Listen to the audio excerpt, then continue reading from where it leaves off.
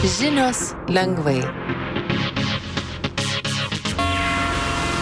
Šiandien žiniose lengvai suprantama kalba išgirsite apie odontologijos paslaugas žmonėms su negale, pensijų sistemos kaupimo pokyčius ir kino filmų festivalį Nepatogus kinas.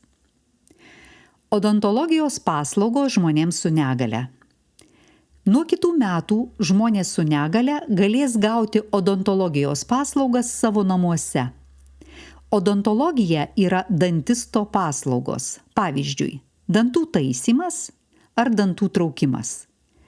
Žmonės su negale galės pasikviesti dantistus į namus. Dantistai atvažiuos su specialiu automobiliu. Automobilyje dantistai turės visą reikalingą įrangą dantims tvarkyti. Žmonės su negale dažnai negali patys atvykti pas dantistą. Pavyzdžiui, žmogus negali atvykti, jeigu jam sunku vaikščioti. Dabar dantistai į namus važinės visuose Lietuvos regionuose. Dantistai į namus važiuos nuo 2026 metų iki 2029 metų. Sveikatos apsaugos ministerija sako, kad viskas priklauso nuo to, kiek bus pinigų. Jeigu ateityje pinigų užteks, galbūt dantistai į namus galės važinėti ir toliau. Keičiasi pensijų kaupimo sistema. Dirbantys žmonės gali kaupti pinigus pensijai skirtuose fonduose. Nuo 2026 metų keičiasi pensijų kaupimo sistema.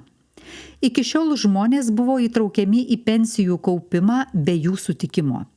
Žmonės buvo kviečiami kaupti pensijai. Jeigu žmogus neatsakydavo į kvietimą, jis vis tiek būdavo įtraukiamas į kaupimo sistemą. Tai reiškia, kad kiekvieną mėnesį dalis pinigų nuo žmogaus atlyginimo būdavo atidedama taupymui. Nuo 2026 metų bus kitaip. Žmonės, kurie dirba, kiekvienais metais bus pakviečiami kaupti pensijai. Jeigu žmogus norės prisijungti prie kaupimo, jis turės pasirašyti sutartį.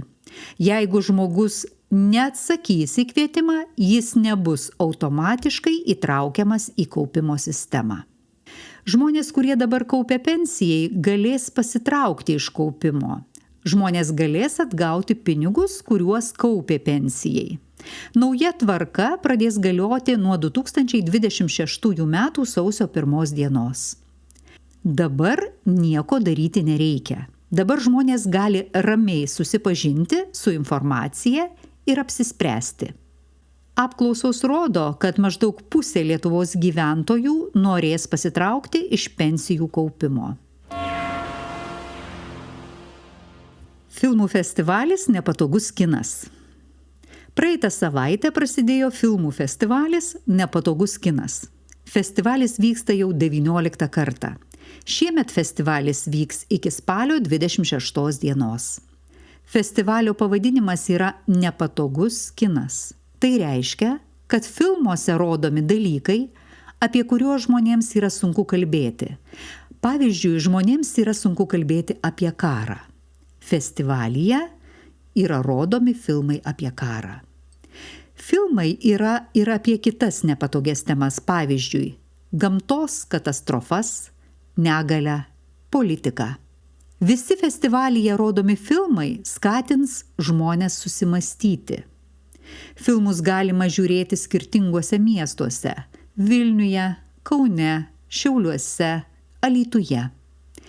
Filmai bus rodomi kino teatruose, bibliotekose, įkalinimo įstaigose. Įkalinimo įstaiga yra vieta, kurioje gyvena žmonės, kurie padarė nusikaltimus. Festivalio metu taip pat vyks ir kiti renginiai, pavyzdžiui, susitikimai su kino kūrėjais, diskusijos su filmų herojais, pokalbiai su ekspertais.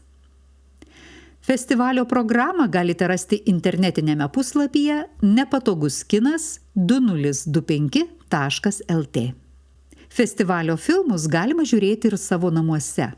Filmus galite rasti internetinėme puslapyje kinosalė.nepatoguskinas.lt. Žinias lengvai suprantama kalba rengė Skirmantė Sakalauskaitė.